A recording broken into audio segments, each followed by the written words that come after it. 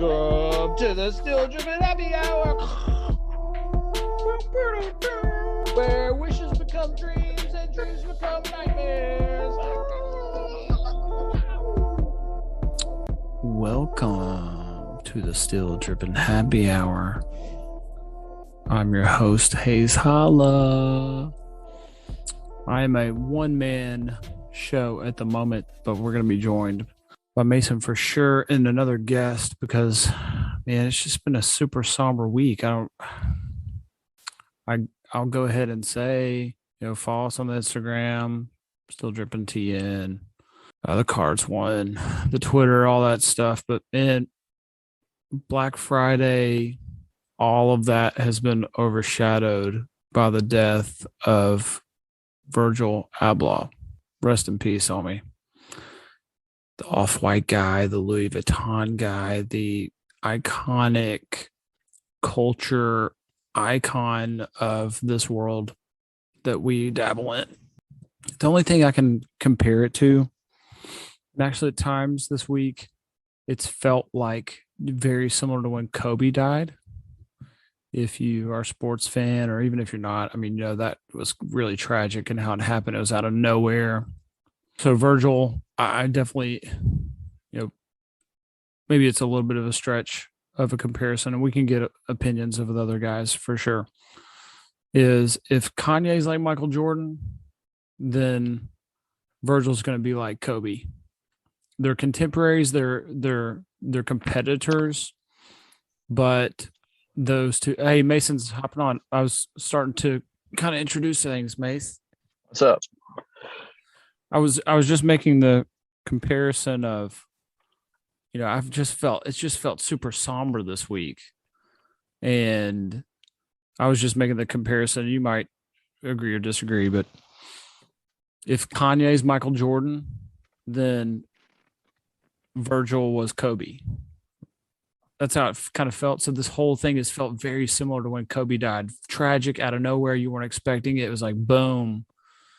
And in the world that we dabble in, like he is a huge name. Like it is, you can't deny how large of a name that guy is. Do you feel like that's a reasonable comparison if you don't follow this world very closely? Yeah. I don't know. It's different I guess it's a little different with Kanye, but I get it from a fashion sense. I don't know. The way I kind of described it to people I was working with was like to relate it to something a little more mainstream. It's kind of like it's almost exactly like the Chadwick Boseman. Identical. It's eerily similar, like very weird. It seemed like when both of them were sick, even though nobody knew, that was their best work just started to come out. Yeah. Right. I mean, Chadwick, I think people went back and saw how many movies, like he did not take a break.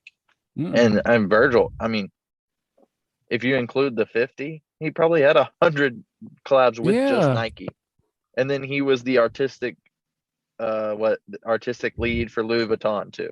Yeah, amongst others, he designed the cover for Watch the Throne and tons of other album covers. So like he is a huge staple of this whole world. And man, what respect for because I kind of got the same feeling with Chadwick. That's a much better comparison, where it was, he didn't want that to be a crutch. He didn't want people to know. He didn't want to impact or people feel sympathy for him. It's just like, I'm going to bust my butt and make it happen. And man, just so shocking. Like I felt like it just as my whole week has almost felt like it's paused in some ways. So, hey, really quickly, let's welcome in the Nashville dad now, right? You changed it?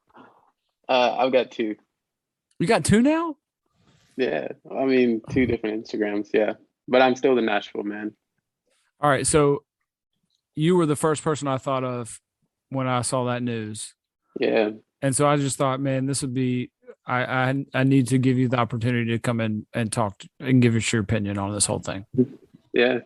Well, I feel very much like you, man. Like, I feel like, like it's just been what a weird start to a week, like to lose someone so influential. And I don't know, like I found out on Sunday when everyone else, like, I got out of church and to a text from my brother and Zach Ford, a friend of mine. You know Zach Hayes. And they both were like, my brother texted me a question, like, Virgil died, question mark, like a bunch of question marks. And then Zach was just like, dude, Virgil, RIP Virgil. And I was like, what? Like, in just like utter shock and disbelief. And told, like, my wife and I are like sitting in the car. We had just gotten in the car. And she's like, what's happening? Like, what's going on? I'm like, I don't believe it. I'm like, this is not real. I do not believe this. And sure enough, look it up, like, look on his Instagram page, and they posted, and I just felt like floored, man. Like, I told her, like, I feel like crying, but I don't know this guy, you know, like, is that weird? And she's like, no, you can cry. And so, like, I also cried when Chadwick Boseman passed away. I felt very similar.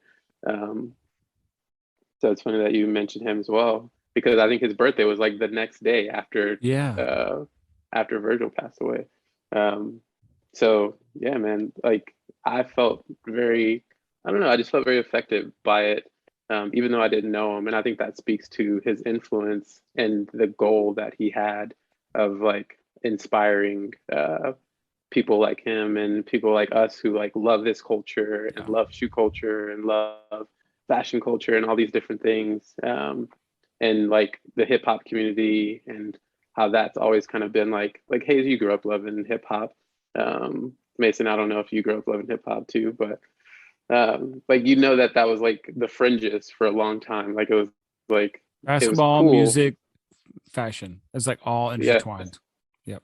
Yeah. And so hip hop was like, you know, it's now becoming super mainstream and, like, prevalent in culture. But I think people like him and people like Kanye and their whole camp have done a huge job of, like, making that a thing, like, making it so widely known and accessible, and giving people who look like him and who look like me a voice in the industry that he was in, and, like, just validating his voice. So yeah, I felt super, like, floored, and I've just been like, I've almost been, like, salty anytime I'm on Instagram and someone isn't talking about Virgil. Yeah, like, man. I'm like, why do I even follow these people? Bro, I almost feel like I've been annoying this week because I've posted so much. I've shared, reshared, posted over and over and over, because it's like my maybe it's just because it's still so fresh, and you're an LA guy. Like, I feel eerily similar to Kobe. Like, that is the first time that I wanted to cry over somebody that I didn't know, maybe ever. Yeah. Where it was just so shocking. I mean, I think Mason and I were together when that news came through. We were at church camp. I left early, I believe. You left early. I remember I was at home, and maybe that's why, maybe we were getting back from church camp, and because it was on a Sunday, right? And so we got back on that Friday from church camp. I think you went out of town again, maybe. And yeah, it was the same feelings. It was kind of the same thing this week of like on Sunday when he put, like, his Instagram was the first one to post it, right? It was somebody writing on his behalf, and it didn't seem like some streetwear Instagram feeds were posting it, but no major news outlets posted it for a long while. And I was kind of waiting for confirmation from that. It's like, maybe this is a hack, you know, that's the first thing you're hoping for. And it was weird how it took a while for major news outlets, because I don't feel like it's not a niche market what he's doing anymore, right? I mean, it's pretty global. I thought it was really odd. Same feelings of both of those, Kobe and Boseman. It's just wild. So what is it? So if it's I don't even think I've even said this, and we've been doing this now. I was jumping on here first, but, like, Off-White is what we're talking about. Like, he's the creator of Off-White. He is the originator of Off-White. Like, any of these sneakers that go for thousands and thousands, do yourself a favor and go look at StockX and see what it's done since the news on Sunday. It's absolutely bizarre. But, like, what is it about him? If you were somebody didn't know as much about it, like how would you, what makes him so influential in your opinion? Yeah. So for me personally, I think the thing that makes him so influential is the way that he thought. I think he was very just intentional and meticulous in his thinking. And he had an architecture background, had a master's in architecture. But I think the two things that stand out to me were that like he didn't allow himself to be boxed into just being an architecture. Like he viewed architecture very much as a way of thinking that informed how he worked. So he could take his architecture thought process and use that in any type of medium, whether it be fashion or music or drawing, art,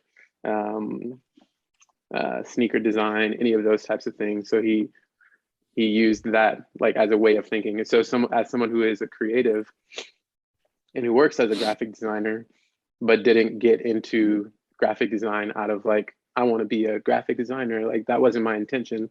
My intention was I have ideas and this is a means to be able to accomplish the ideas that I have. And so I've been very inspired by the way that he thought in that using design as a way of thinking, like it's design thinking. I'm not just a graphic designer. I am a problem solver who uses design thinking to solve problems.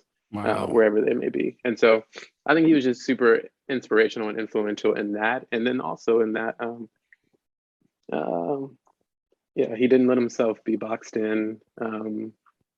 What's the other thing? I had another really big thing that stuck out to me. Oh, just the way that he went about working. Like if you look online, he's got so many resources that he is literally just giving away how he did things and how he accomplished things for free. Like either for free or he's got books where he just like lays it all out. This is like one of the books that I have is his the one with the picture of him holding the book on the front, which is like blowing up right now, but it was selling for like $50, like 4 days ago. Like no one wanted it. But in that book, he just documents how he like his thinking process and how he went about creating, Pyrex Vision and Off-White and a lot of the stuff that he did with Kanye. And he's got a website called Free Game, where he just gives breakdown of step-by-step, like a 10-step process of how to build a brand, like a streetwear brand. Yeah. And so to have that level of like, like that's so cool. But like, so I think I respected it's that. It's not a scarcity, like so much in this game. It feels like it's just a scarcity. Protect, build your wall. Don't everybody mess with me, or don't let them know your secrets. Don't let them know your secrets. And then you got people like that just like, okay, it expands. It's abundance. Yes. And I respected that so much and loved it so much, man, because like if that website existed when I decided to become a graphic designer, I wouldn't have become a graphic designer because it has everything that I wanted on that site in order to do the thing that I wanted to do. Like it just listed out, and to be coming from someone who, it's not like just a random person who's like, hey, this is how you start a streetwear brand. And I've never done it before. Like, no, like he has one of the most known streetwear brands in all of history. Yeah. And he's giving it away to you for free. Like I follow people on Instagram who like, they won't tell you the secret sauce or how they do certain things. It's the scarcity. It's annoying, man, because like you feel just like nasty when you interact with those people. Like, what are you trying to hide? If you've got good ideas, then share. Like, it's not like that. If that's your only idea, then it's gonna fall eventually. You're gonna, run out and dry up eventually. But if you really believe that there's all kinds of ideas and opportunity out there, then you are more than willing to give stuff away for free. And just in the same way that someone helped him, he was always looking to help the next generation. Like in all of his talks, that's what he talked about. And I was just super inspired by that. Kind of goes back to that, you haven't mastered something until you can teach it, right? All these people on Instagram that you're talking about is they want to appear like they've mastered something, but they probably can't teach it to you. And that's probably why they're not going through that, because it takes another level of just just another level in general to be able to tell somebody, hey, this is how. Yeah, exactly. Yeah, and they're scared. They're scared that once they share it with you, then they won't be special anymore. Yeah, and like, that's scarcity, man. And I don't think he had that. Like, he wasn't afraid, and that's what you hear and see in all of the different people who talk about him. And I saw it just from watching interviews and like seeing his work and how he worked. But the thing that you see constantly in all the posts is like he was a collaborator, and anytime someone wanted to do something, and you see it like with Louis Vuitton, like when he signed and became the creative director of Louis Vuitton, he got just like Don C. He did collaborations with Louis Vuitton and Don C. Like that may have never happened had he not been in that seat to make it happen. So it was like he was reaching to all of his friends, like, hey, what do you want to do? I've got this opportunity. Let's make the most of it. Let's do it right here, right now. So I think that's just super admirable.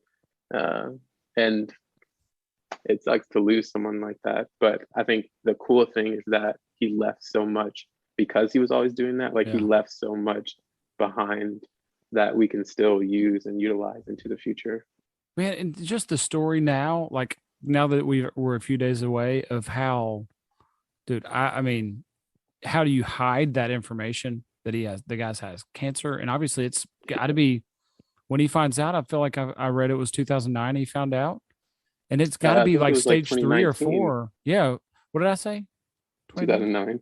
Oh, my bad. I meant 19. So what I'm saying, what I mean is like that. So this is 2 years later, approximately. He had to be stage 3 or 4 for at that point when he gets the news. Like how like that person that is just like, screw it, I'm going to get as much done as I can to make as big an impact as I can. And it also makes that, I'm going to come, you know what, I'm going to pause. Wait a second. I have a couple thoughts when you were talking the first time. So here, like if you're Joe, nobody who doesn't have a clue what we're talking about, like this guy, you hear street, you hear whatever you want to call it. Like anytime I hear street brand or whatever, I think the first one you think about is usually Supreme, right? Because they've been around since the longest and whatever. Like this guy, if you just listened and heard it as that, you'd be like, oh, is he making some cool t-shirts? Like he's the freaking like design king of Louis Vuitton. They sell $5,000 purses. Like it's not just this, oh, he's going to make a cool spray painted t-shirt, right? It's not, he's a very diverse guy. Like it can go to me as a 40-year-old white guy wearing something on the weekend to a luxury house that I have no clue where to even start. Like I'm not that person. I'm the regular guy, but his range was huge range of impact.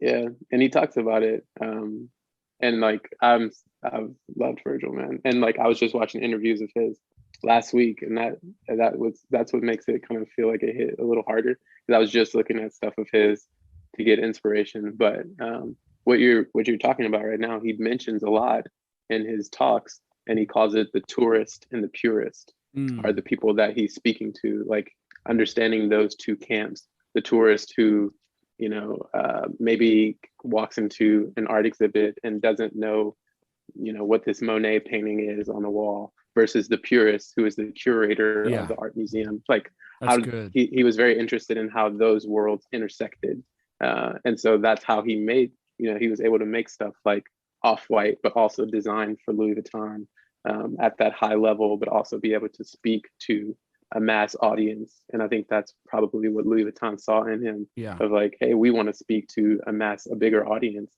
This person understands how to speak that cultural language. And I think there's so much like depth in his work that even like I don't even understand all of it, but I think there's just so much cool stuff that he did, even with bringing like the fine art influences. Like I went to art school and studied art history, and he brought a lot of those like fine art influences into his streetwear brand Off-White. Like of those paintings he did, which you could just look at him and be like, oh, he's just ripping these paintings and putting them on t-shirts. But what he's doing is he's introducing those paintings to a new audience of people who wouldn't have seen them or gone to see them or tried to understand them before. And now he's elevating their way of thinking and their understanding. You know, like when I was a kid living in Los Angeles, like I never left Inglewood, that area. So if someone was making cool clothes and putting you know, like a painting on the front of it, that would have intrigued me to go and find out like, oh, what is this painting? When I'm a kid who's never left his neighborhood, it opens up the world to me to see like, oh, this is actually something else that's happening out there. And I think Kanye did that a lot for me too. Like with his samples, he introduced me to a lot of different types of music that I wouldn't have listened to before. And so I think Virgil and that camp, like they all have that mindset of like, how do we blend these worlds together so it's not this divide of, you know, underprivileged versus highly privileged, but we're giving access and a language to people who don't have that access right now. I think that's huge. I'm gonna have to jump off here and go back to work, but just wanted to hear your thoughts. Listen to him taking a break. I thought of a couple things when you were saying that. Man, it was, I don't know, I guess 2018, 2019. It didn't matter what brand. I feel like everybody was ripping the quotes, right? Everybody had a quote, something. We had 2 church camp events that had quote type stuff on them.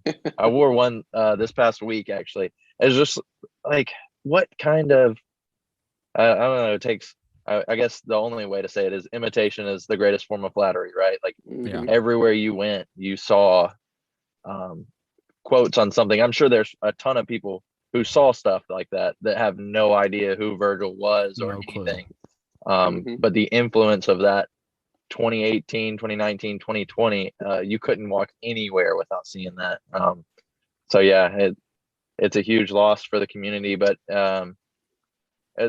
I think for the culture, there's a lot of when stuff like this happens, there's a lot of tributes, but there's also a lot of people that feel like, well, we need to pick up where he left off, and I think that's what pressure. The biggest thing that he would like to see is just to see people not imitating what he did, but doing something new, just from his influence. So with that, I'm gonna have to jump off, but you guys have a good conversation. It was good talking to y'all. Respect for showing up on your break from work. I mean, come on now. I'm in an 800,000 square foot warehouse, so it's not glamorous this week. Yeah. All right, see y'all. See you, bud. See you, man. Okay, another thing I thought of was it takes somebody really special to take things that are iconic, like Jordan 1 model or Air Force 1 or whatever, and make it better than it actually was before. Like that's super special. When you think about all the collabs he's done with Nike and Jordan. The other thing would be it takes I would say it's even harder to get people to like and pay for something that you didn't even like. But because it was, so for instance, the most recent one was the Jordan 2. Like, who likes the Jordan 2, much less the Jordan 2 low? And bro, there's no telling. Like, I need to pull up how, but because it had Virgil on it, right? You're like, I have to have it. Like, is that right? Yes, that's so real. You look at prices for like Jordan 2, even a year ago or 2 years ago, no one was buying Jordan 2. Nobody cared. Yeah. That's so funny. And they were even like, if we're being honest, I don't even like the Jordan 2s that he put out, but because it's got Virgil on it, like, and as I like Virgil, I'm like, all right, I'm getting them. And so does everybody else. Those red ones the are prices. Sick. They're That's not, funny. man. I don't like the black ones, the black and the blue. Yeah, the black ones are still kind of weird, but the red ones, see? Yeah, they're all right. I remember a dude when I was in either middle school or high school came to school with the Jordan 2s on, and people were not about it, man. It's so funny too. He's probably smiling right now, like, yeah, I told you guys, because he was so about it. He was like, man, these are Jordans. We're like, I don't know, those look pretty weird. But I don't know, there's just something like the shape of them, just it wasn't right. It didn't fit our time at that moment. It didn't. If you know what I'm saying. But like now, because like chunky shoes are cool, or obscure things are cool, it feels like you can pull something obscure like the Jordan 2 out of an archive and make it cool, you know. And I think, I don't know, it just seems like Virgil, like he had that kind of vision of like, where's the culture at right now? And even, I guess, to the extent of like he could place his touch on anything, probably some, well, Birkenstocks are super in right now. He could probably place his touch on some On Clouds, and people would be like, man, the On Cloud collab. Thank you. No, thanks. That's too The far. Off-White On Cloud collab. All right. I was going to come back to this. So you're also a big Kanye guy. And like, I am not super generally impacted by things and moments that aren't involved in my life. Like and things in pop culture and like seriously, Kobe might have been the first person that I ever wanted to cry about that I didn't know. Maybe that could be true. So, but I have always thought the moment of Kanye seeing, Kanye seeing Virgil at his first Louis Vuitton.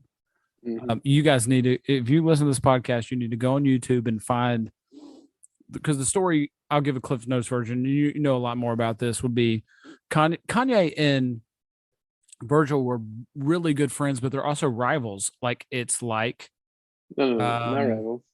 Huh? They're not rivals.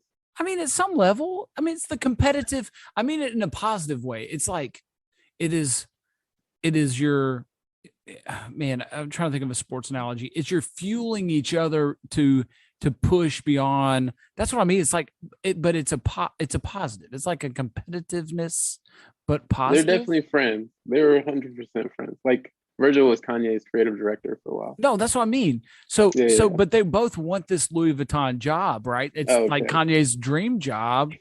Virgil gets the job. He has his first. So it's created. It's that I just love your opinion on that, because there's this moment during Virgil coming out on his first Louis Vuitton, whatever it is. I mean, I'm not at the end of the show, the runway show. Yeah, and he comes up to Kanye and they're balling, dude. They are hugging each other, and these two dudes are like, "We made it. We have advanced the ball, and like we started at nothing, and now we're sitting here at the top." Yeah, just talk about that and that relationship, because it sounds like you know a lot about it. No, I mean, I think you hit it on the head there. Like it from my outside perspective, and just from what I like have gathered from like Kanye over the years, is that like that was the peak moment right there of like, we made it. Like, because all throughout Kanye's career, like his first album, he had the Louis Vuitton backpack. Yeah, he's a Louis Vuitton Don. Yeah, so he's always been super into Louis Vuitton, and he had the collaboration with the shoe. Which those shoes are like $15,000 or something stupid. Yeah, it was like the Jasper and the Don, the Don C. And so, and then I think there's even like a photo of them. I don't know if it was at a Louis Vuitton show, but him and Virgil and like 4 or 5 other dudes. I know Don C was there. Like Farnsworth Bentley was in the picture, and they just look. Why? At the time, it was dope though. But like now looking back, it looks so cartoonish. Yeah, which one of these is not like the other? Is Farnsworth Bentley? He did nothing. He turned out. Yeah, why was he there? He's probably just good friends with them. But I think it was that. Like it was just such a moment of, they've probably just been working behind the scenes for so long to try and accomplish and to be validated by a brand like that, like a fashion house. And Kanye had been doing stuff, doing his fashion stuff, and Virgil had Off-White, and it seemed like they had just been working up this build up to be taken seriously in this fashion world, and then to have one of your guys from your crew get put on as like the creative director of this brand that you guys have idolized for so long, and had the Louis bag and the Louis what are those things? The not totes, I don't but know, man. I'm not this person.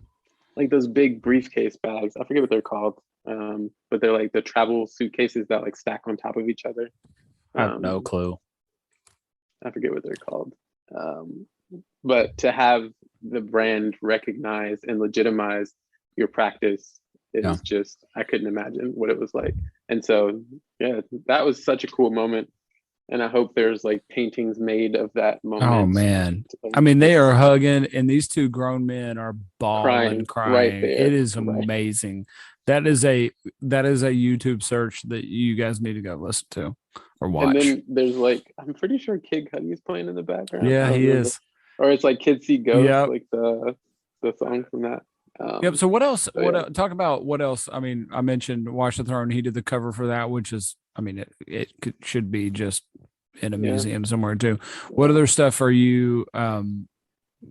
Has he done that you were like, man, I can't believe he did that. I don't know if he did the Cruel Summer one. Also, I think he was just creative director around that time, like around Watch the Throne, My Beautiful Dark Twisted Fantasy. Yeah, he did that one. Yep. I think he was creative director of that one.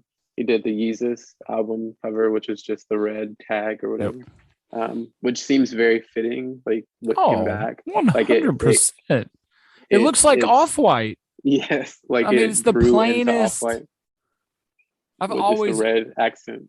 I was going to say this a minute ago. I've always appreciated his plain simplicity. It's this.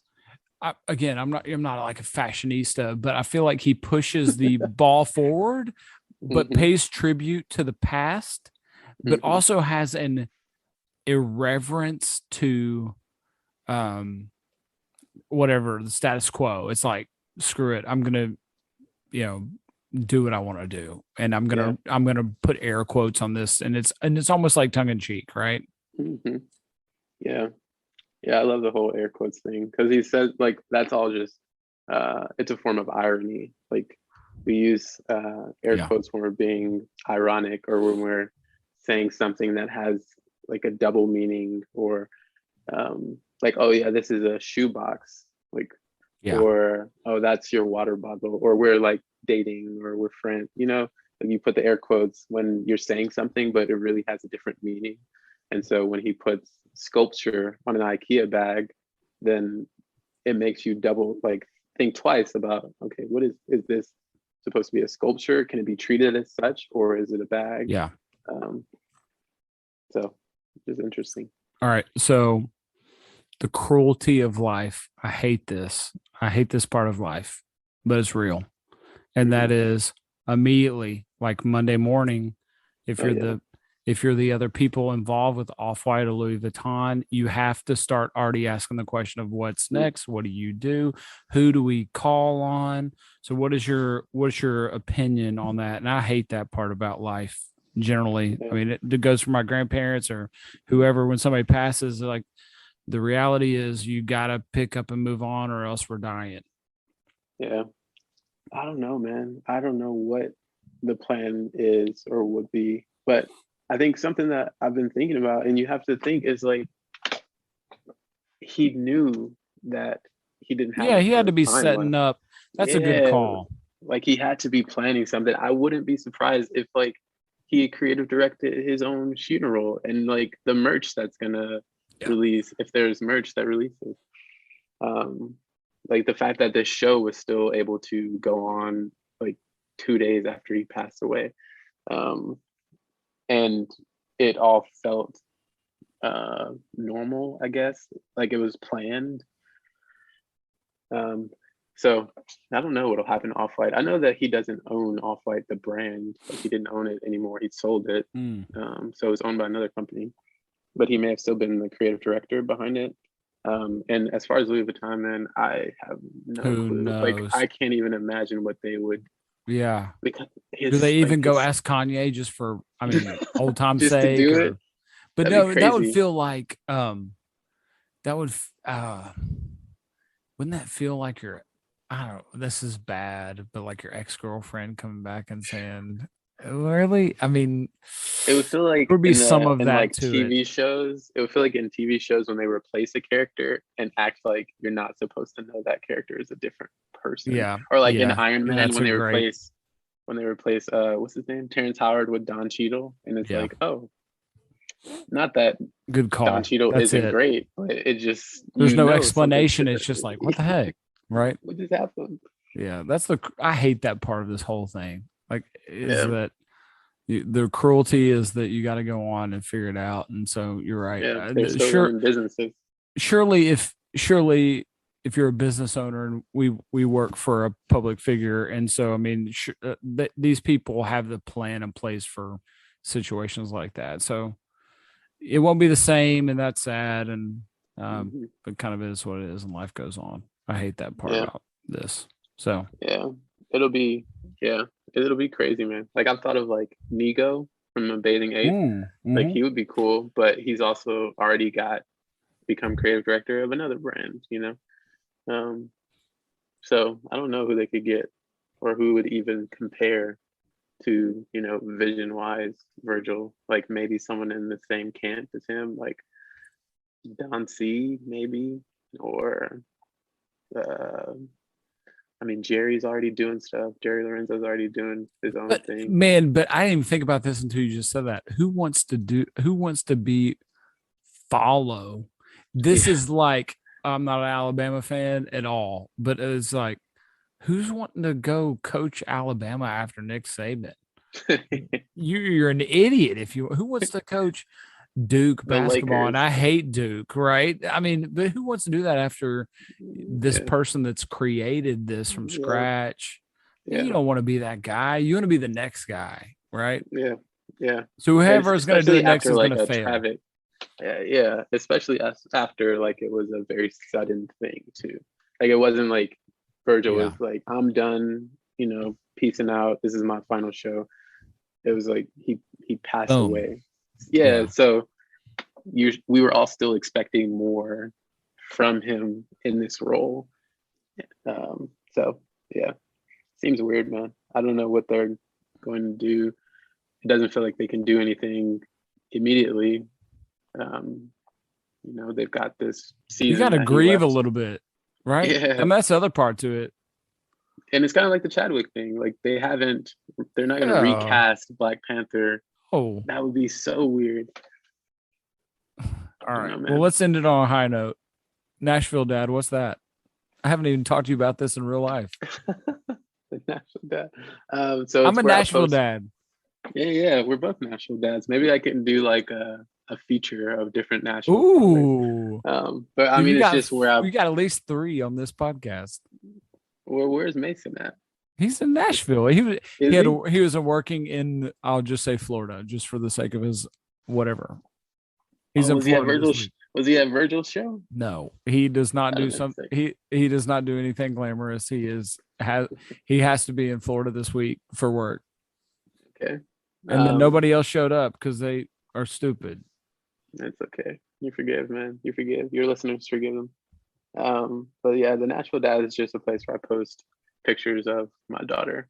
All right. And just me being a dad. So I just wanted a different platform to do that. Well, I'm a Nashville dad and I know a bunch of them. So if you ever need content, I got you. Yeah, that might be dope. Do like might be dope. Dad, like sneakers, like a dad kid date. sneakers. I am totally good with that. A dad date. Hey, just you got to be ready for the energy of my people. It's just a different kind of energy. Yeah, you have bigger kids. Maybe it's like 1.5. Yeah, I don't know if she can. Got to catch up a little bit. No, I have a 2, and it would work. It would totally work. All right, hey, since you're on here, I'm going to end it because this feels appropriate because just me and you, and so how we usually do this is Mason will say because he's kind of the host, but it's me. So, what have you learned today? What have I learned today? Man, like just in this show or anything in life? What have you learned today? Life is short.